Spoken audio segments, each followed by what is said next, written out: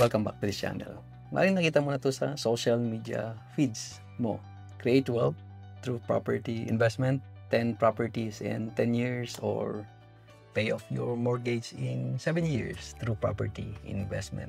Wag naman nating lahatin, pero maring sale tactics or strategy lang yan ng mga property spookers. Yun ang ating pag-uusapan ngayon. Ang title ng video na ito ay Property Spookers and Investment Seminar. Bago ka sa channel na ito, welcome.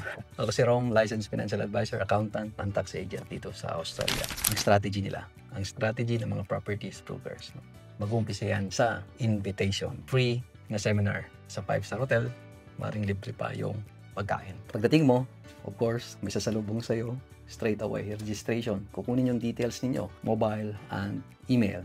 Then, during the event, may darating speaker na nakasuot ng mga expensive suit. Magpapakita ng video yan na wala silang ginagawa kundi nagbabakasyon lang, nagdadrive yan ng Ferrari. Papakita talaga sa inyo na ang daming pera dito sa papasukin ninyo.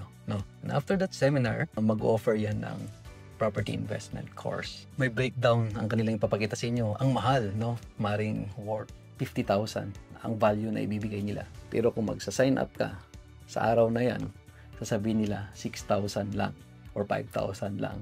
You need to sign up today dahil bukas babalik yan sa 50,000. Of course, maaaring sabihin mo wala kang pera, Pag-isipan mo muna. Hindi, kailangan mag-decide ka ngayong araw na ito dahil bukas iba na ang presyo. And they will encourage you to use your credit card or meron silang ka-partner na nagbibigay ng personal loan. Pangalawang strategy, the hard sell.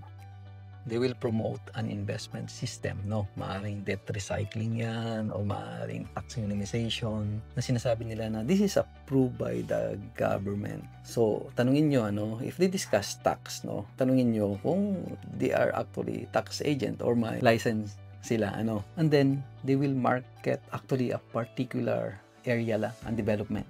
Kasi nga, yun lang yung ibibenta nila kasi kumukuha yan sila ng commission doon, They will rush you to sign the contract or kailangan mong mag-decide ka agad kasi papakita nila sa'yo na malaking amount yan, Maraming bumibili dito, Pero, of course, pag-isipan mo siyang mabuti. They will avoid answering questions. Kung maaaring, of course, di ba, malaking investment, marami kang tanong, pero sasabihin nila sa'yo na magtiwala ka lang sa amin. They will not answer that questions, They will avoid as well discussing the risk of investment into property. Nakafocus lang sila kung afford mo bumili ng property.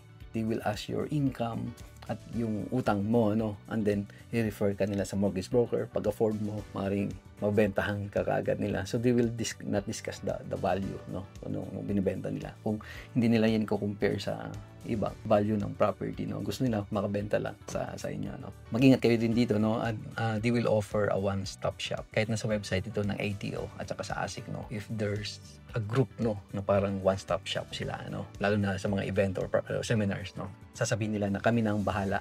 Pipirmahan mo lang ito. Mag-iingat po kayo doon, Normally, they will offer an interstate or off-the-plan properties, Wala namang masama sa ibang product na ganyan, Pero sa pag-interstate kasi siya, Lalo na kunwari, sa Melbourne ang seminar, ang binibenta nila is sa Northern Territory. Parang it's hard for you, di ba, to check that kind of property, Para, di ba, hindi ka naman lilipad papuntang Northern Territory para i-inspect yung property na yun, So, yun ang kanilang tactics, Number 3, undisclosed commission. Never nilang babanggitin sa'yo kung magkano ang matatanggap nila. So, ganito sila kumikita. Yung mga nagra-run ng investment seminars na ito, yung mga property spookers, ito ang kanilang kikita. Kaya libre yung pa-seminar nila, di ba? They will earn commissions from the developers, the mortgage brokers, the conveyancers, kung nagbibigay, maaring accountant, maaring bigyan din sila ng commission, and mga finance providers, Pang-apat, yung schemes on offer, Yung strategy na sasabihin sa'yo, kung wala kang pera, pambili ng investment property,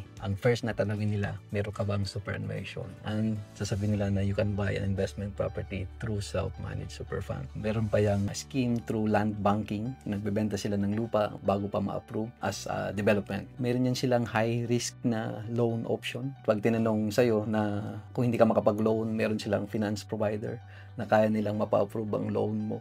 Mag-ingat din kayo doon. And then, isang scheme din is yung rent to buy schemes, Mag-ingat din kayo doon sa strategy niya yun dahil ang laki ng commission na nakukuha nila doon. So, pinaghirapan natin ng pera natin, no? So, don't trust anyone with your money. May plan kayo mag-attend ng seminar na ganyan. Advice ko sa inyo, huwag kayong magdala ng credit card, and always get a second opinion before you sign up, no? Second opinion from a licensed professional. So, kung may natutunan ka sa na-discuss natin ngayon, like, subscribe, and magkita-kita ulit tayo next week. Cheers!